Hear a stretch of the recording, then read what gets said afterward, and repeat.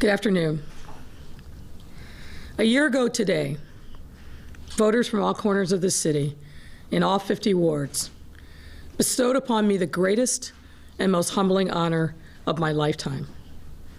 That was, of course, to lead this great city and usher in a new era of change, accountability, transparency, and legitimacy. To create a government whose North Stars are equity and inclusion. One where the lived experience of every resident, regardless of race, ethnicity, or religion, country of origin, or sexual orientation, would be treated with dignity, respect, and the ability to share in the greatness that this city has to offer. Since I took the oath of office, at the core of my daily responsibility has been public safety. The safety of our residents is my first thought every morning and last each night, and I would have it no other way. You'd heard me talk about many things that hold us back from reaching that ideal of equity and inclusion for all. Corruption in government, which undermines people's confidence in public servants. Generational poverty that robs individuals of the potential to achieve their God-given talent. And of course, gun violence. But another sad reality is that violence, and specifically gun violence, is eating away at the fabric of who we are and who we should be. To paraphrase the always eloquent Father Mike Flager, every day, every week, every year, we are literally burying our future. In the last 5 years alone, 2,467 people have been murdered, and 10,597 have been shot in this city, our city, by residents who live in our midst. That is an outrage that I am determined to fix. Making Chicago the safest big city in the country is not some nicety. It is an imperative. And while the epidemic of gun violence cannot be solved by law enforcement alone, law enforcement must be an essential part of the comprehensive strategy. To win the peace, our police department must be best in class, and there's no reason that it cannot attain those heights. We have sworn in civilian leaders who embody the kind of selfless sacrifice that are the hallmarks of public service. Men and women who lean into their training and are fearless in the face of danger, who understand that respectful constitutional partnership with the community is their most powerful tool. And men and women who never flinch from the call of duty, as we have seen countless times, even in the face of this terrible pandemic. Those men and women who proudly wear the badge of Chicago Police Department deserve a leader who is worthy of their sacrifice. Since last December, that leader has been Charlie Beck, a cop's cop, a unique and gifted leader who by his mere presence makes us feel safer. Charles Lloyd Beck, you came to us in our time of need, once again answering the call as you had over 40 years in your beloved Los Angeles. I have no adequate words to express my personal gratitude for all you have given our city and our men and women of the Chicago Police Department.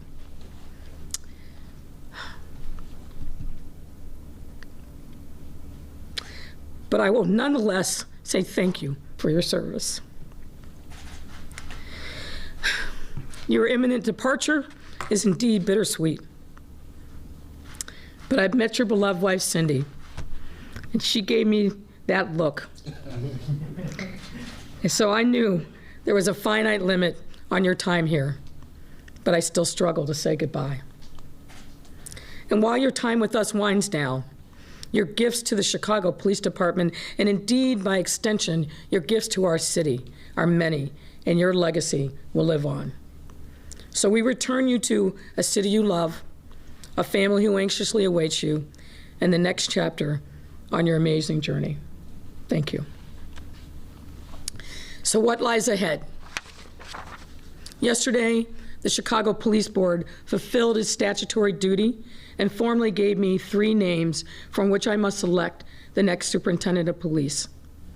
I want to express my thanks to Police Board President Guion Foreman, Vice President Paula Wolf, and all the men and women of the Chicago Police Board for their efforts in putting forth 3 outstanding candidates for our city. Now let's turn to the candidates. Kristen Zeman, current chief of the Aurora, Illinois Police Department, a woman of great talent and skill who has distinguished herself throughout her career, the first woman to ever become a lieutenant and then a commander and later chief, a role that she has held since 2016. While Aurora is considerably smaller than Chicago, our neighbor to the west faces many of the same challenges. A segregated city, desperately poor neighborhoods gripped by crime arising from drug violence. Zeman distinguished herself most recently in 2018 when a disgruntled former employee returned to his workplace and killed 5 people before being killed by police. Zeman stood tall in a time of tragedy in her community. And Chicago has never had a female superintendent. And you know, I know a few things about first. Ernie Cato, II. Deputy Chief Cato is a lifelong Chicagoan and a distinguished member of the Chicago Police Department for 30 years. He came to the department following his service in the U.S. Army, Illinois National Guard. And his military training is evident in his bearing and a sense of mission and purpose he brings to the job every day. He describes himself as a grinder, and his hard work shows. He took over a tough West Side district as commander in 2017, and the statistics were grim. In a year preceding, there were 59 homicides and 311 shootings. Within 2 years' time, then Commander Cato, working in partnership with valued community stakeholders, reduced violent crime in his district by nearly 20%. He turned his district around by embracing community policing and getting his officers to believe that they could truly make a difference in the fight against violent crime. He was rightfully promoted to deputy chief in the fall of last year and continues to mentor the commanders who rely upon his daily support in their shared mission of keeping the West Side safe. And while Zeman and Cato have much to offer, my choice to be the next superintendent of police is this man, David Brown.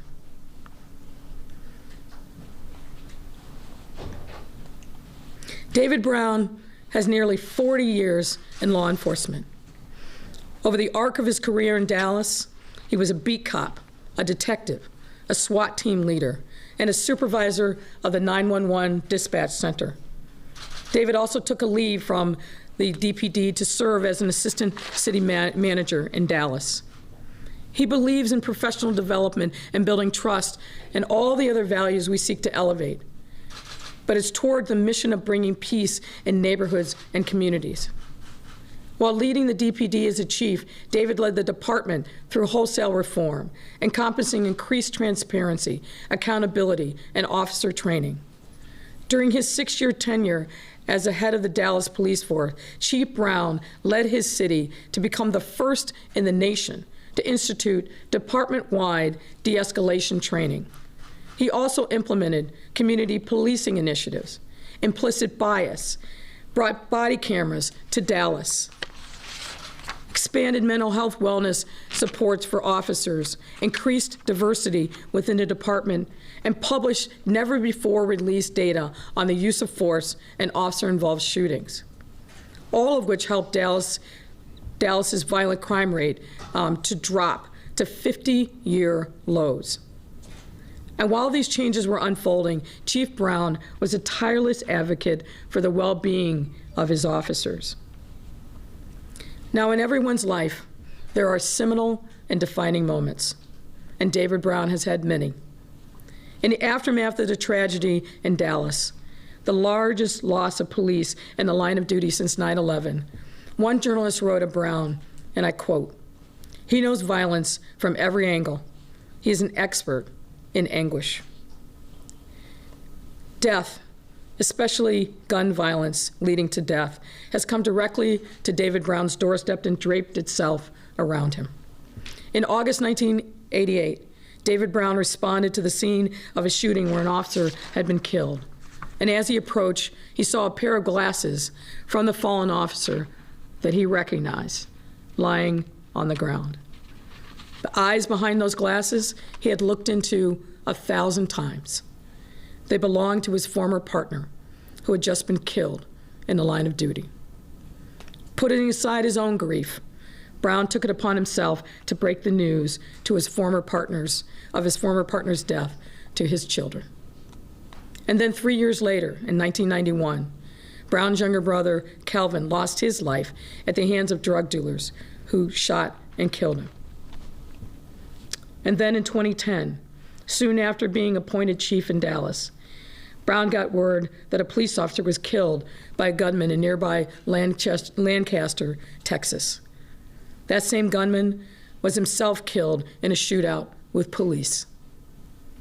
The gunman was Brown's own son, his namesake, David Brown, Jr. And then on a hot summer night in July 2016, America came to know David Brown. On that fateful night, when people gathered to protest police violence, officers walked with protesters to ensure marchers could safely exercise their First Amendment rights. But fate had another plan. 5 police officers were assassinated by a deranged gunman who shot them with ruthless accuracy of a trained marksman. Being a police chief in Dallas for 6 years was not easy, not one single day. David Brown inherited a department deeply segregated, where even the bargaining units are formally separated by race. A department desperately needing reforms. He never shied away from making the tough, necessary reforms. He is a leader who commands respect. He leads by example, sets the standards appropriately high. And as he has said to me, he lets people know he cares so that they will know, he lets people know he cares so they will care what he knows.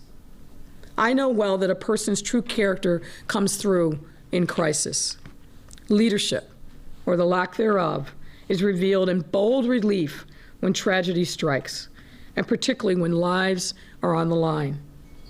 On that fateful night in July 2016, with 5 officers already dead, a gunman with a seeming unending supply of ammunition, who was by then pinned down, still shooting, and becoming increasingly unhinged, David Brown had only a series of impossible choices. He made the choice to take one life to save many others. Ironically, I remember that night well. I was on a work trip, sitting in a hotel room, talking to a different police leader, my former boss, Terry Hillard, when Hillard told me he had to go because something bad was happening in Dallas. I turned on the TV and watched with horror the news coming from Dallas, and I saw for the first time the man who now stands before us. As the news of the tragedy unfolded over the following days and weeks, and David Brown stepped into the national spotlight, I could never have imagined that less than 4 years later, I would be the mayor of this great city, or that I would be presenting David Brown as the next superintendent of our great police department. David Brown, the man I watched from afar, exhibited extraordinary leadership, not only in that moment, but as he helped his department and his city grasp the enormity of the tragedy. He also started the slow, painful process of healing some very deep wounds. In my time with him, I've come to admire his intellect, experience, and determination, to be sure. But I also appreciate his humility. David Brown grew up poor in a segregated neighborhood in Dallas where relations with the police were fraught. He was a great academic achiever, raised by a single mother and his maternal grandparents, and earned his way on scholarship to the University of Texas, Austin. No small feat. But after his third year, he came home that summer and saw his community disintegrating because crack cocaine had landed like a bomb. David felt the need to act, that tug of service that so many of us know well. David left the university, took the police exam, and in 1983 became a Dallas police officer. You know, we often recite the words empathy and compassion when we describe the lives of poor souls struggling to rise above their current, often desperate circumstances. And while I sincerely believe we have to have a compassionate heart and exhibit empathy, particularly in public service, these words can often ring hollow and denote a certain disconnection where one is a mere spectator to somebody else's life.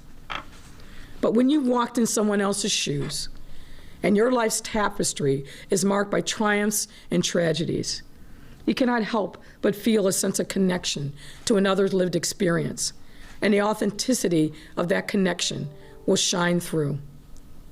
Growing up in the segregated South, poor and black, despite the many personal and professional accomplishments which have marked his life's journey, David Brown views himself as part of those communities, deeply embedded in its strengths and weaknesses, its highs and its lows, but never far from its center, its core being.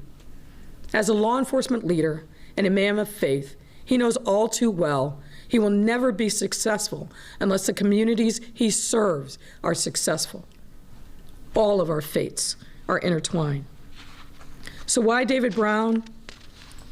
In this time, in this moment, the Chicago Police Department, indeed our city, needs this humble leader, a man of integrity whose mettle was forged in tragedy, and who strongly believes in the hope and promise that each new day brings. I declare, right here, right now, that I am totally committed to his success, because his success means the department's success, and the department's success means our city, each and every one of our residents, will enjoy the peace and prosperity that comes when streets are safe. That is the very definition of success. I have every confidence that David O'Neill Brown will be the kind of leader who will continue our gains in fighting crime, bridge existing divides between police and community, embrace constitutional policing as a core ethos, and make the Chicago Police Department the finest in the nation. He will need our prayers and our unbridled support and the embrace of a city that has itself known tragedy. But even now, in this unprecedented time, a city that has shown grace, generosity, and the fundamental goodness that no virus can ever wipe away. We are Chicago, and we deserve the best. And in this time, for this moment, David Brown is the absolute best. Ladies and gentlemen, join me in welcoming our next superintendent, David Brown.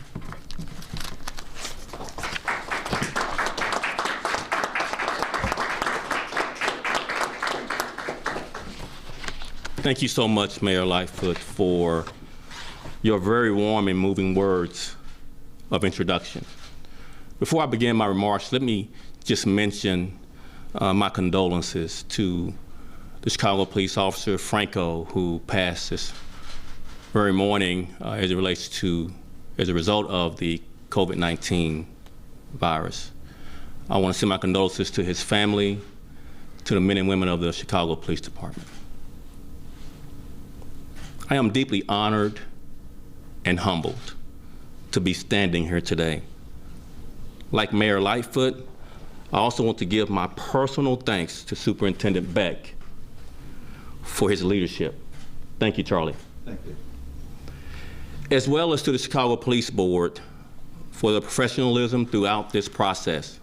Thank you again, Foreman, for everything that your board provided. But most of all, I want to give my thanks to Mayor Lightfoot for her faith and confidence in me. As you heard from the mayor, my life and career has taken place in the city of Dallas, but the call to service and to rise is one that is heard across the nation. As any police officer will tell you, it's a call that crosses city lines and transcends state borders. As Mayor Lightfoot mentioned, it's that call that has driven everything that I've done in my career as an officer and public servant. And yes, it's a fire in my bones. All of us are at our best when we serve others. Our entire democracy, particularly our local democracy, was built on that ethos. And I am incredibly proud to be able to serve the great city of Chicago, Chi-Town, that Windy City, and stand shoulder to shoulder with visionary public servants like Mayor Lightfoot and other community and faith leaders as we embark on this journey together of service, of strengthening this already great city by bridging the divides, supporting our officers, and bringing security to our neighborhoods, which is what we all want. Frankly, Chicago is a lot like my hometown of Dallas, strong, proud, and tough, not to mention the great barbecue. But the biggest connection I've seen in the passion people feel about improving their communities and helping their city succeed like kindred spirits crossing paths toward the apex of excellence. That mission may seem a little distant right now as our entire country is focused on getting through the terrible COVID-19 crisis, but in many ways, that mission is also more important than ever as we see how vital our police officers and other public servants are in our city. As we plan for the many challenges we face moving out of this crisis, we will do the heavy lifting needed to get our communities up and running again. And we will get our communities up and running again. As Mayor Lightfoot mentioned, I have experienced triumph and tragedy. But if I may, I would like to add that many times those two happen at the same moment. As dark as some of those times have been, it is also in those times that I have seen incredible resiliency, faith, and the infinite goodness in people. And I am confident these same characteristics are here in Chicago.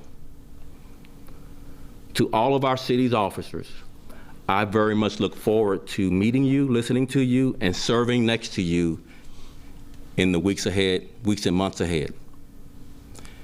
And to all the great residents of this city, I would only say, David Brown, reporting to duty. I'm at your service. And I'm truly honored and humbled for this opportunity to serve with no expectation of anything in return, but for the joy seeing one unsafe neighborhood now come alive and thriving. With that, it is now my distinct pleasure to welcome Superintendent Beck to the podium to say a few words. Charlie. Thank you, David.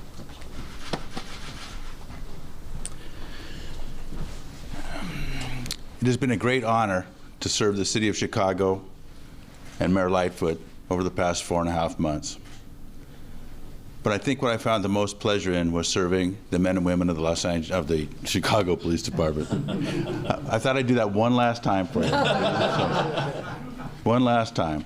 But it has been an honor of a lifetime to serve these men and women, because this is a tremendous police department and it cries out for leadership. And today, that cry has been answered. And I want to thank Mayor Lightfoot. She has made a selection that will be historic for this department and this city. I've known David for over a decade. He is exactly as he presents himself.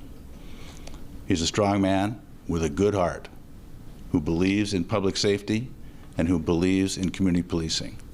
He will make a great leader, and he will make this department and this city much better than it is today. And I want to thank the mayor, although the mayor is the first person to call me Charles Lloyd Beck since my mother passed. Although I find it fitting in a way, because she has been such a strong person in my life over the last 4 or 5 months, and such a great public safety mayor for the city of Chicago. And I think that my good friend David will learn that he has a partner, and that partner will allow him to do great things. So congratulations, David. Thank you, Mayor. Thank you. Now we invite President Guion Foreman of the Police Board to come and make a few remarks. President Foreman. Mayor Lightfoot, Superintendent Beck, Chief Brown, Alderman. The Police Board, we kind of started off with, with the unexpected superintendent search. And here we find ourselves during the pandemic, and it was an interesting search process for us. We held 3 meetings across the city. Myself and other members of the board had meetings with over 25 meetings with community groups around the city. We had intimate conversations with aldermen and faith community and outreach, and asked, what did people want in a superintendent? What does Chicago need? We asked members of the Chicago Police Department, what is it that we need? We went through a very rigorous process, and I just had a call with the board prior to coming here when the mayor told me that she was going to make the announcement today, and shared with the board what her pick was, and we all said that this is a great pick, that this is one that we as Chicagoans can all be proud of. What we heard a difference of opinion, of course, when we were going out to community and heard different things, what people thought that we needed. But when we thought about all of those characteristics, Chief Brown, you absolutely fit the bill. The police board looks forward to working with you, and I know that the city is going to be looking forward to working with you as well. As we said earlier today, we never know where our steps may lead, but I'm proud that you will be helping our city that we all love become the great city that we know that it is. And the mayor said, become the great department. We have a great department, and we're going to make it even greater. So thank you very much. Look forward to working with you. And now we're happy to take any questions you have. We're going to kick it off over here. Okay. First. And the first question is coming from the Dallas Morning News. Yeah. Mayor, what similarities do Dallas and Chicago share when it comes to policing? Well, I think really every big city faces challenges. Making sure that we are always in lockstep with the core ethos of public service. Every police officer I know of across the country takes an oath to serve and protect. And the words may be a little bit different, but the fundamental thrust of the oath is the same. And every community has its own unique challenges. But I think what I see is when Chief Brown took over as chief in 2010, that police department was facing many of the challenges that we were now. And he embraced the change and the reform that was necessary to rebuild the trust with the community and do it in a way that he brought officers along the journey. He never lost sight of the fact that the men and women who serve need to be supported. They need to be loved. They need to be cared for. And that's why, in part, he placed officer wellness at the forefront of many of the things that he did. But, years before we got body cameras in Chicago, he brought body cameras to Dallas. Many of the things of reform that we are working on now, he instituted in Dallas during his tenure from 2010 to 2016. And while our cities are different and probably a little bit of competition for size, I think the unifying theme is that everyone in every walk of life, in every neighborhood, whether in Dallas or in Chicago, wants to be safe. They want their children to grow up free from fear. They want to make sure that public safety isn't a commodity that's only available for the wealthy. And the only way we do that is we break down barriers, we bring the police closer to the community, and we get the community to see that the men and women in uniform are their neighbors, are their brothers, their sisters, but people who desperately want the same things, which is a better life for themselves and their families.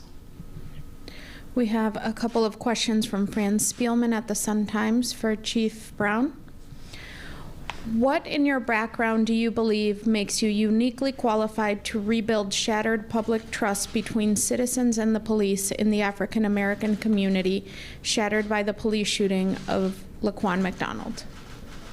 Very good question. I think what travels well from community to community, regardless of your socioeconomic demographic background, is ethical character, trust. And what I mean by that is ethical character meaning doing what's right when no one's looking, without being ordered by a court.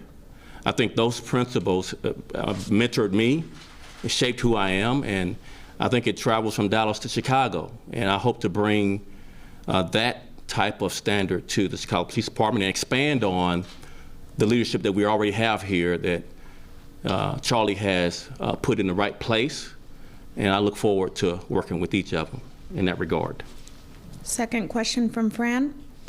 What is your opinion of civilian police review, and how much power should be given to that board to hire and fire the superintendent and establish police policy? I believe and support civilian oversight. I'll leave it to the council for how that plays out in Chicago. Last question from Bill Cameron. What does Chicago need right now in a police chief?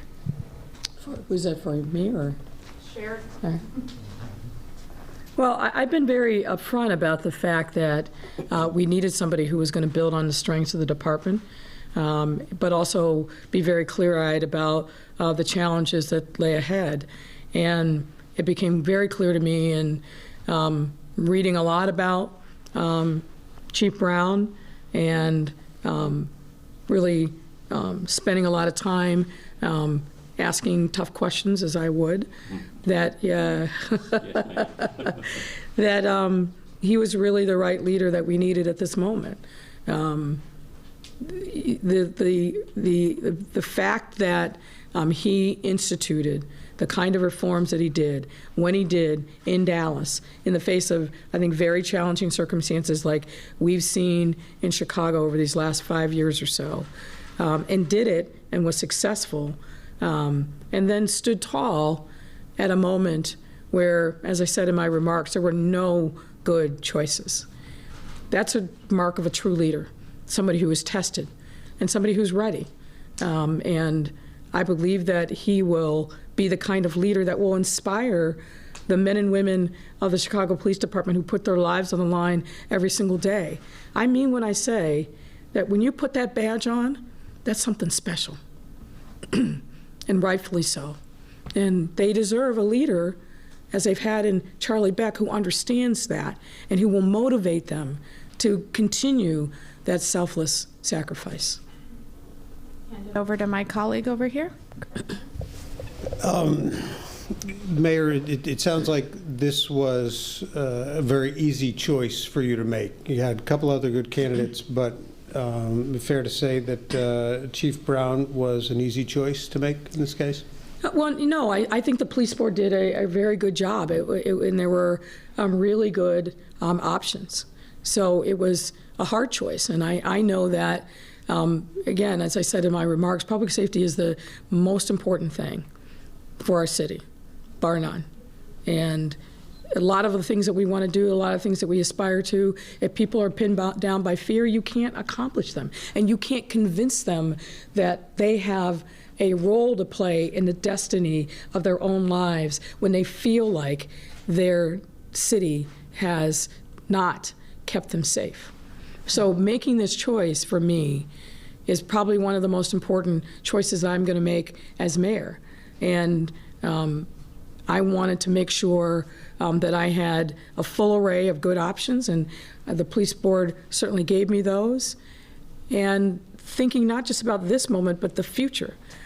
This is a hard job.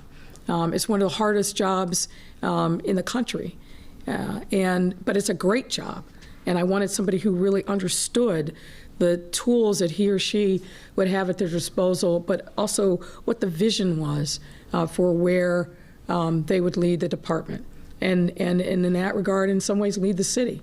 So I spent a lot of time with this decision, really starting in last December, and thinking about the qualities of the person that I wanted and the things that I wanted that person to be able to accomplish. So I wouldn't say it was an easy choice. It seems easy given David Brown's background and experience, to be sure. But the moment that we're in, I wanted to make sure I got this right. Was he on your radar all the way back in December? Well, I mean, yes, I've said this before. I mean, the practical reality is when you think about the second largest police department in the country, in a consent decree, and a lot of assets, but a lot of challenges, there's a small handful of people in the country that really are qualified to be able to take the helm as the superintendent of police. And certainly David Brown's name came to me as I started having conversations with people across the country. So yes, his name was certainly on my radar screen. There's always the discussion with a police superintendent in a city like Chicago about whether an outsider is the right person or whether you need to have somebody who knows the city and comes in. How much did the outsider factor weigh in your decision in choosing David Brown? Well, I mean, it certainly was something that I considered, to be sure. But for me, the most important thing was making sure that I got the right leader for this department. This department is one of the most important institutions in our city, not just in city government, but in our city. And as I said in my remarks, the success of the Chicago Police Department means the success of our city and the success of our residents to be able to lead lives free of violence. So insider, outsider, I just wanted to make sure I got the right person for the job. We're heading into the summer season. Mm-hmm. It's going to be a more challenging summer season than probably ever with COVID-19. Mm-hmm. What is going to be your mandate to him in light of all these circumstances? Well, you know, obviously being in the middle of a pandemic adds a degree of difficulty that on top of the challenge of the day-to-day job, you know, we are going to work hand in glove. And by that I don't mean micromanaging his day-to-day, but, you know, no city department and really no part of our city, period, is going to be able to operate without the reality of our current circumstances, which are going to be with us for some time. And certainly David Brown understands that. As Superintendent Beck talked about earlier today, we've got contingency plans regarding workforce. We've got contingency plans regarding how this pandemic may play out over the next weeks. It's getting warmer, and we're very aware of that. The things that we're doing now, we're building on as part of the summer strategy, but we started the summer strategy back in January. So there's a lot to do. We are committed to his success. I think the entirety of our team, and while Superintendent Beck will be going back to his family and his home in Los Angeles, he's committed to making sure that whatever we need, he'll be there for us. And then we've got a lot of other resources, of course, but most importantly, we have the men and women of the Chicago Police Department, and they are ready. Does he have an official start date? Well, a lot of that's going to depend upon what happens with the city council. He'll have to go through the same process that every other superintendent. There'll be a public safety committee meeting in which members of the council and members of the public will be able to take their measure of him, and then hopefully he'll be successful in that process and move on to the full council for a vote. But my hope is that we will get him confirmed in April. Questions for Chief Brown? Hello, how are you? I'm good. Good. Be careful of this guy. You had a very successful career, but you had a lot going on when you were in Dallas Why do you want this job in Chicago? Are you kidding me? The city that produced Michelle Obama and elected Mayor Lightfoot, sign me up. I volunteer for that. You're such an impressive city. I want to be a small part of the success of making our neighborhood safer.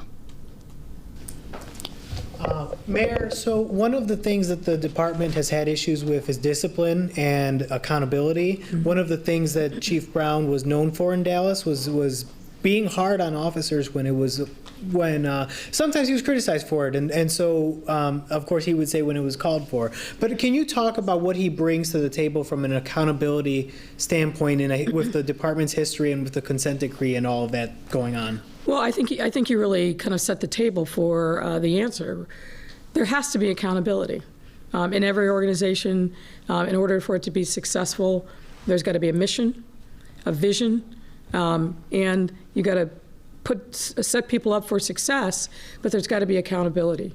And I could go on and on about risk liability and the amount of money that we're spending in settlements and judgments that could be spent on more productive uses either in the police department or in city government.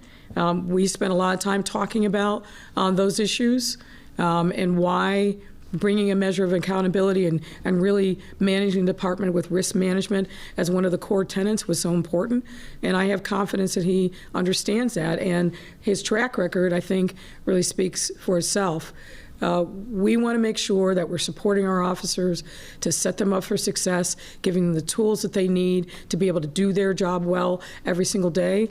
Obviously, training is a huge part of that, and Chief Brown certainly understands that. And I look at the track record of success and the things he was able to accomplish in a city like Dallas at a time when segregation was still high, when there was a lot of mistrust in the community. He was able to get a lot of really good things done. And I think his legacy still really redounds to the benefit not only of that department but of the city, and I look for him to be able to do similar things here in Chicago. We're different. We're not Dallas. We like to think that we are unique, and we are, and our police department certainly is larger, more complicated.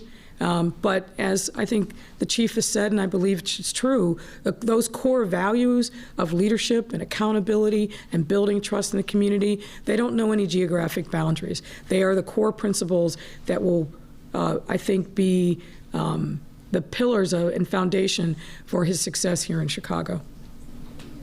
There's another question from Andy Quigg at Cranes. What kinds of regular communication was there between you and the police board during this process? Who did you consult? I'm sorry, can you start that?